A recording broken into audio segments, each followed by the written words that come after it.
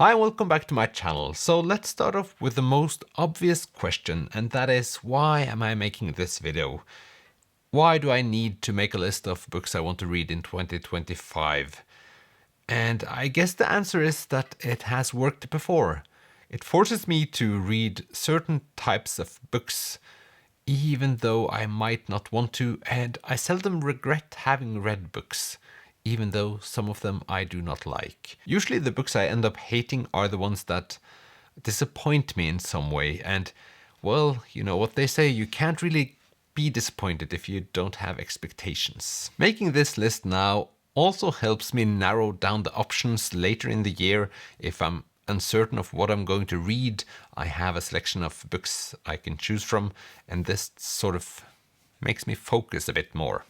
So my reading goal for this year is reading 12 books because, well, I don't know what this year will bring, but if disaster will strike and I can't read that much, I'll probably manage to read 12 books in the course of this year. And yeah, making this video now, I'm pretty certain that I'll start reading some of these books quite quickly, and thus I'll read more. So there's all kinds of effects from making this video. I've tried splitting this video into categories, so we'll start off with Norwegian classics, or Norwegian classic. And the first book I thought I'd read is this one, Villanden by Henrik Ibsen. Wild Duck, I think it's called.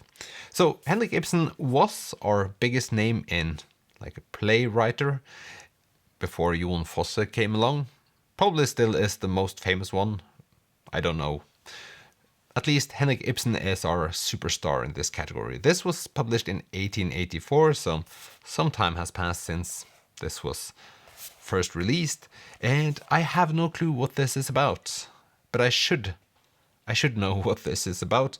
If you like take a quiz anywhere in Norway, at some point there will be a question about this play, and I just have to read it to be more well worth.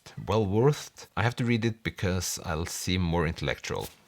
Yes, always with the good reasons. The next one on the list is a modern Norwegian classic, and it's The History of Bestiality by Jens Bjørneboe. This was actually one of the first books I bought when I started this YouTube channel, thinking this might be cool to read, so it's sort of about time that I actually read it 4 years down the line. And, well, it's the history of bestiality. I think both Stalin and Hitler are mentioned in this one. I think Jens Bjørneboe, I haven't read any of his books, but he seems to be sort of the Norwegian answer to Michel Houellebecq. He likes to be controversial or liked, and like to provoke people. I've earlier heard that some of his novels are controversial because he makes them controversial, so it's not necessarily a controversial topic, but the way he talks about the topics makes them more controversial. So I think this will be a fun ride. It's actually a trilogy, so it's 3 books collected into one. I do like the thing where you have smaller books and it feels like it's okay to take breaks in between them, and thus it makes it go by more quickly. So that's always fun. I have waited a long time to read this, and I think this will be, well, hopefully an enjoyable read. This is not one of those books I think will be boring, at least. From one controversial book over to another, it's Lolita by Vladimir Nabokov. So this one I've started reading this maybe 10 times, and it just hasn't happened yet. It's about this older guy that falls in love with a 12-year-old, I think, and starts obsessing about her. And some say it's kind of funny, and that's hard to believe. I think this will be interesting to read, and yeah, I also tried reading Pnin by Nabokov, did not succeed. That was in English, and luckily this is in Norwegian. I think that will be easier. It didn't seem like a type of language that came easily to me, but I do think that it would be an interesting ride to read Lolita. So that will happen this year. I say to myself now. Then it's time for the foreign classics, and this is A Tale of Two Cities. I've probably thought about reading these books for 10 years, so this is Charles Dickens. I've only read A Christmas Carol, so none of his serious books. And I did consider reading him many times over the years, but then people have said to me that they're difficult to read. But I went online today and I saw that someone said there that these two had both injustice and imprisonment. So I thought, well, I do like The Count of Monte Cristo. I love The Count of Monte Cristo, and they're sort of set in during the same period, or at least written in the same period. So I thought this would be fun, and I can finally cross these ones off my list. When I started making this video, I thought this would be like the boring section, but after reading about them a little bit, I do think that this could be fun, so I'll stick to it. I know that I already have a foreign classic, but I thought that this might be a good year to also read Gone by the Wind by Margaret Mitchell. And the sole reason why I decided to put this on the list is because after reading about A Tale of Two Cities, I thought, well, this could be interesting, and I do not think these ones will.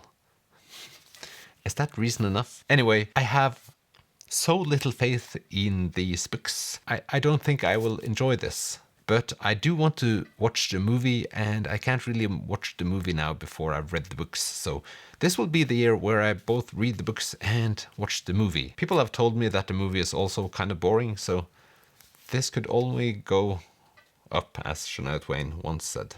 It's now time for the next segment, and that is fantasy. So yeah, this is a messy thing, but the first thing I have to do is to finish Siri Pettersen's trilogy about Herka. So this is the Raven Ring trilogy, I believe it's called in English.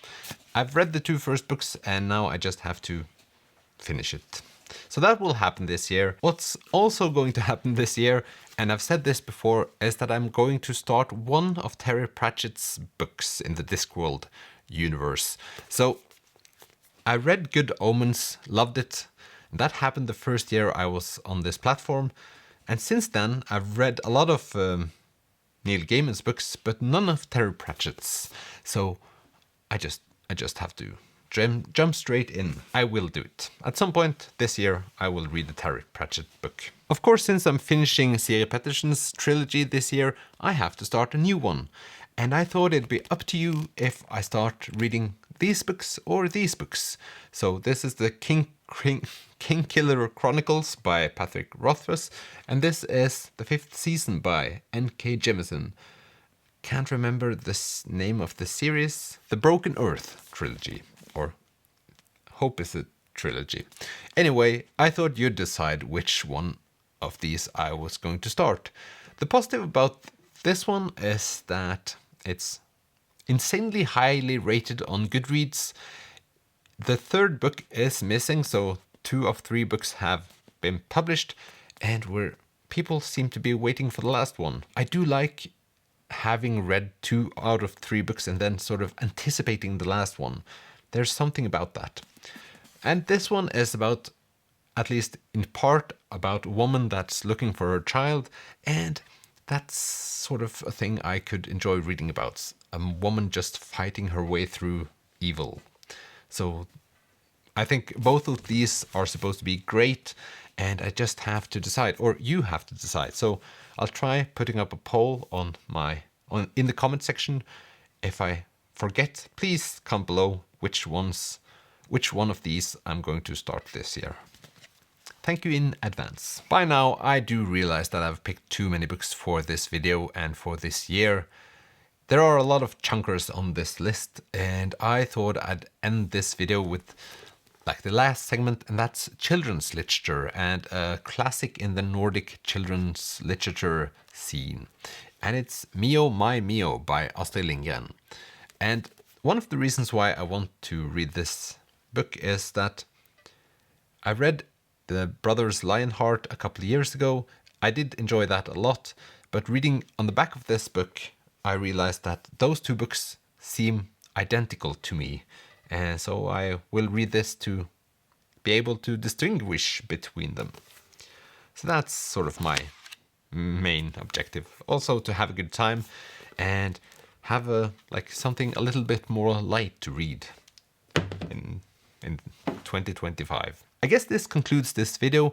If you have a strong opinion or an opinion at all about any of these two books, please comment below. If you have an opinion that suggests that I should read anything else than these two books, you can say so in the comment section, but please don't specify a book because I don't need more fantasy books hanging about in my apartment. So thank you all for watching, and if you have a goal of reading a specific book or a book series this year, please also comment that below. I'll see you in the next one. Bye!